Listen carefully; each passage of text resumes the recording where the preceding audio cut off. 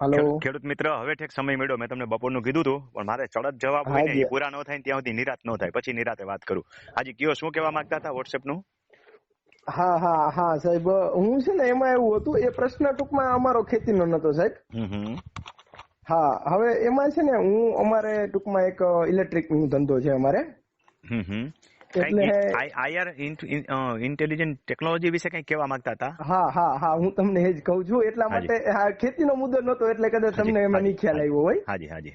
હા, એટલે અમારે છે ને સાહેબ ઇલેક્ટ્રિક ની દુકાન છે ને, એમાં કસ્ટમર ના જે અમે ફોટા ને અપલોડ કરતા હોય ને, એમાં એઆઈ માં અમે ફોટો ઘરાક નો બનાવતા હોય. બરોબર છે.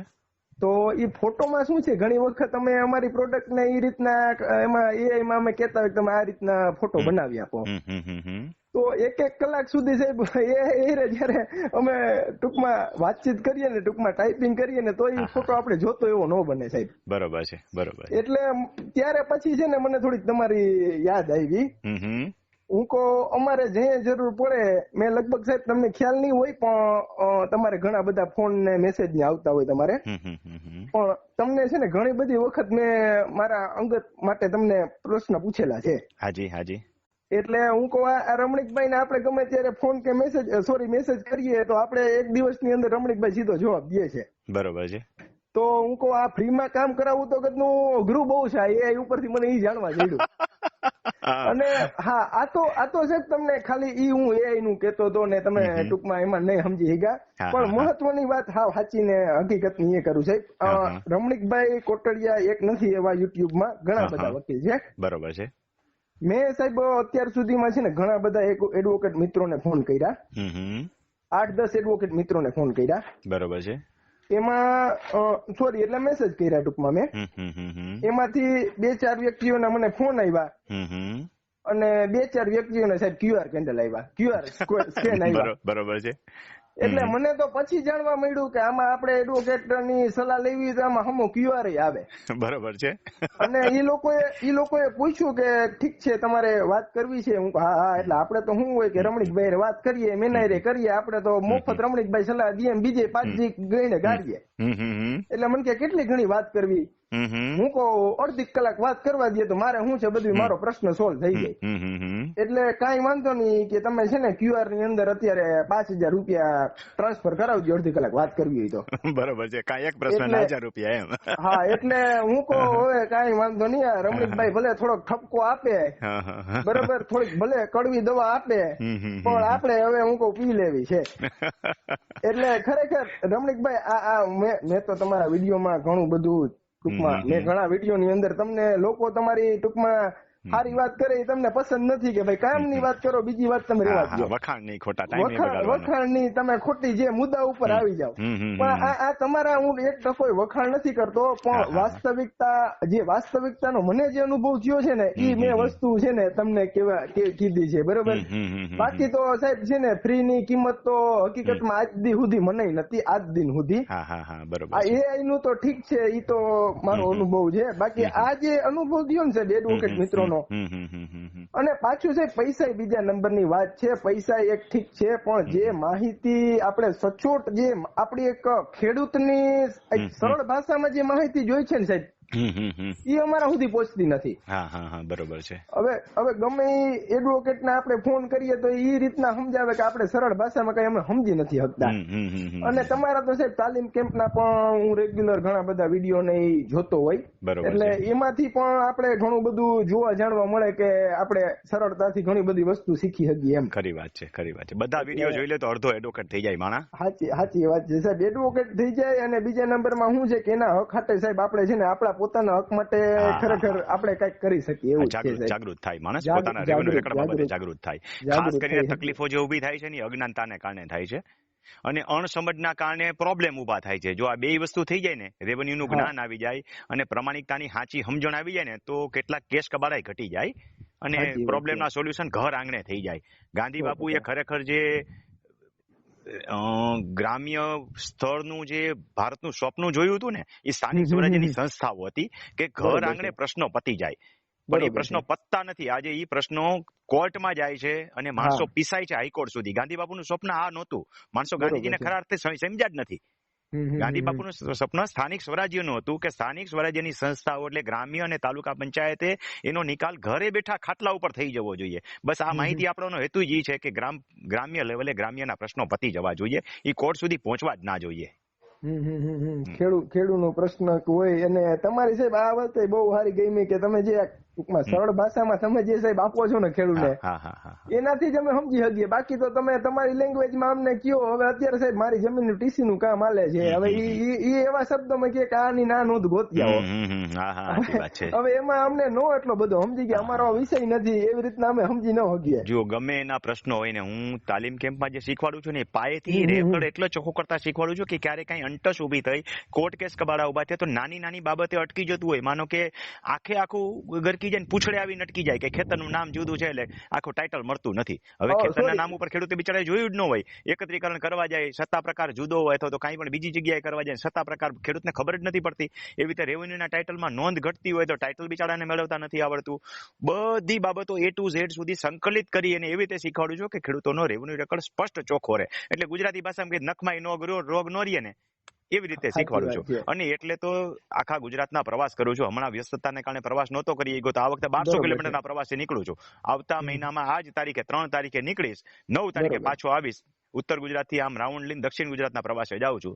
ત્યાં ખાસ કરીને આદિવાસી ઝોનની અંદર જઈશ કે ત્યાં તમામ ખેડૂતોને જે મને મળશે એને જાગૃત કરવાનું કામ, માહિતી આપવાનું કામ, ગેટ ટુગેધર જેને કહી શકાય ને એ રીતે મળવા હું નીકળું છું.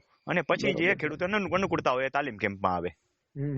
ના પણ સાહેબ તમારી જે સેવા છે ને એ તો શું છે કે હવે જે લોકોના ઓલું કે ને કે તમે સમજો ઈશ્વરની ઈચ્છા વગર એની આપણે ભક્તિ ના કરી શકીએ એમ આપણે કહીએ, બરોબર? એટલે હવે જેના નસીબમાં હોય ને એ સમજી ગયા એનો લાભ લઈ શકે.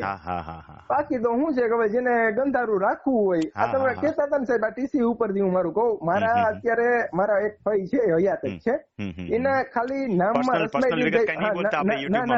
હાજી સાહેબ મારા ભાઈ છે ને હયાત જ છે, એને હક ઉઠાવ્યો ને ત્યારે ફક્ત એનું નામ રસભાઈ દીર્ઘાઈમાં ભૂલ છે. બરોબર છે. તો અત્યારે એટલે જો કે મેં તો સાહેબ ને કીધું તું કે આપણે છે ને આમાં ક્યાંય એક પોઈન્ટ નું જે ભૂલ હોય ને તમે મને કહેજો, આપણે ક્યાંય હકાવવાનું નથી. બરોબર છે. એટલે મને કહે કે આમાં ભાઈ ટીસી માં જો આમાં તમારા ફઈના નામમાં રસભાઈ દીર્ઘાઈમાં ભૂલ છે અને એનો અર્થ નોખો નીકળે એમ કઈ શકાય, તો શું કરવું જોઈએ? મને કે એનું સોગંદનામું કરાવી હું કરાવી લઈશ. હા બસ, હા જેટલું ચોખ્ખું થઈ જાય એટલું ચોખ્ખું થઈ જાય. સારું, કારણ કે બે વ્યક્તિ અલગ પડી જતી હોય એક શબ્દને કારણે. હા એટલે હું કહું ભાઈ આપણે જેટલું કામ ચોખ્ખું થાય ને, આપણે રમણીકભાઈ ના વિડીયો માંથી એ જ શીખા છીએ કે ભાઈ રેવન્યુ રેકોર્ડ શક્ય હોય ને એટલો ચોખ્ખો કરો. હા ખરી વાત છે, ખરી વાત. આપણાથી જેટલું થઈ શકે ને એટલું આપણે કરો. બાકી તો અમુક વસ્તુ આપણે હાથમાં નથી તો હવે નથી, બરોબર? સાચી વાત છે. બાકી થઈ શકે એટલું કરો. ટાઈમ કાઢો એક વખત, તમારી પાસે નોલેજ તો ઘણું આવી ગયું છે. અનુકૂળ થાય ખાલી એક દિવસ શનિવારના તાલીમ કેમ્પમાં આવજો, ખાલી 151 રૂપિયા રજીસ્ટ્રેશન કરાવજો. પૈસા તો 100% સાહેબ, તમે પૈસાની તો વાત જ નથી સાહેબ. પણ તમે માનો કે ના માનો સાહેબ, મારું કામ છે ને એકલવ્ય જેવું છે. હું છે ને તમારા વિડીયો ને સાહેબ મારા દુકાનમાં મારું કામકાજ એવું છે કે મારે છે ને બહુ જાજો ટાઈમ હું ફ્રી હોય એટલે દુકાનમાં, સોરી, કારણ કે અમારે રિટેલ કાઉન્ટર નો હોય એવો ધંધો છે અમારો. એટલે બ્લુટૂથમાં આખો દિવસ છે ને મારે લગભગ રમણીકભાઈ કોટડિયા જ હાલતા હોય. મારે દુકાનની અંદર આમાં 4 સ્પીકર લગાડેલા છે અને એના હારે કનેક્ટ હોય, બરોબર? અને આમાં વિડીયો એની રીતે હાલતા હોય ને હું મારા કામમાં વ્યસ્ત હોય. તમે દાંત એટલે કાઢ્યા, તમને સાંભળીને મને એક કચ્છી મિત્ર યાદ આવી ગયો.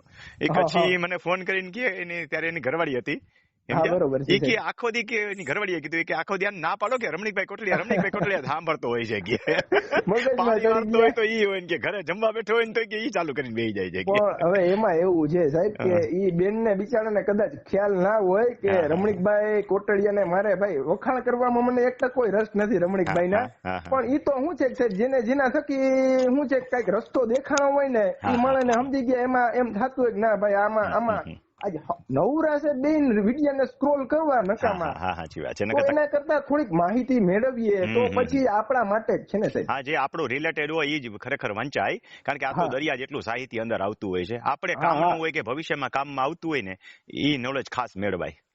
પણ અમારે તો સાહેબ હવે આ તમે નોલેજ નું કીધું ને એટલે સોરી હું કહું તમને, અમારે અહીંયા એડવોકેટ મિત્રોને સાહેબ અમે તો છે ને સાહેબ અમને તમને મારે જેવું છે સાહેબ, જેનું આપણે લઈએ ને એનું પછી તળિયું લઈએ. હા બરોબર છે. બરોબર, તમારો મારો સ્વભાવ મેં વિડીયો ઉપરથી મને લાગે છે કદાચ મેચ થાય.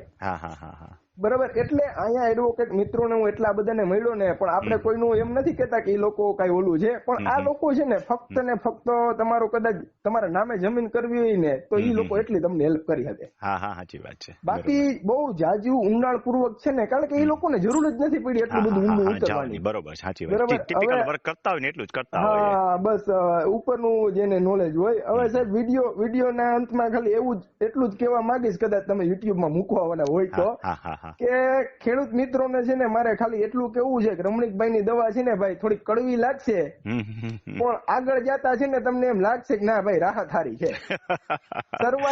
શરૂઆતમાં છે ને તમને ડોઝ થોડાક આકરા લાગશે, એમ લાગશે કે ભાઈ કડવી બહુ છે, કારણ કે તમને છે ને જો ભાઈ તમને રમણીકભાઈ ને ફોન કરશો એટલે એ તમને સમજી ગયા થોડોક ઠપકો તો આપશે જ. અને જે લોકો યુટ્યુબમાં પેલા હાવ સાચું કોણ સાહેબ એ હું તમને કહી દઉં, શરૂઆતમાં જયારે મેં રમણીકભાઈ કોટડિયાના વિડીયો શરૂઆતમાં જોવાના ચાલુ કર્યા ને, ત્યારે મને એમ થયું કે રમણીકભાઈ છે ને ભાઈ કોઈક વાહભાઈ વાળો માણસ લાગે. બરોબર છે. આને ખોટી વાહભાઈ મેળવી છે, કારણ કે અમે છે ને સાહેબ પેલા છે ને અમે ઊંચું વિચારીએ, ઊંધું વિચારે. બરોબર છે. ઊંધું વિચારીએ, સમજી ગયા, કારણ કે તો જ આપણે એના જળ સુધી જઈ શકીએ. એટલે મારો ભાઈ મોટો છે ને એ કે અત્યાર સુધીમાં એક પ્રશ્ન એવો નથી એવો કે જેનો જવાબ રમણીકભાઈ કોટડિયે એમ કીધું હોય કે હાલો હું તમને વિચારીને કહું. બરોબર છે. બરોબર. તો એ કે આ બધું કે અમે એવું વિચાર્યું કે આ બધું સ્ક્રિપ્ટેડ જ હશે. પણ પછી જયારે બધું વિડીયો જોયું, જાણ્યું, બધું આગળ વધ્યા ને પછી ખબર પડ્યા કે ભાઈ આમાં સ્ક્રિપ્ટેડ ના નામ ઉપર કાંઈ છે નહીં. ઘરાક તમે રમણીકભાઈ ને ફોન કરો એટલે ઓન ધ સ્પોટ ફેસલો, દૂધનું દૂધ ને પાણીનું પાણી. બરોબર છે. બરોબર. ખૂબ ખૂબ આભાર સાહેબ, ધન્યવાદ. આવજો. હાજી સાહેબ.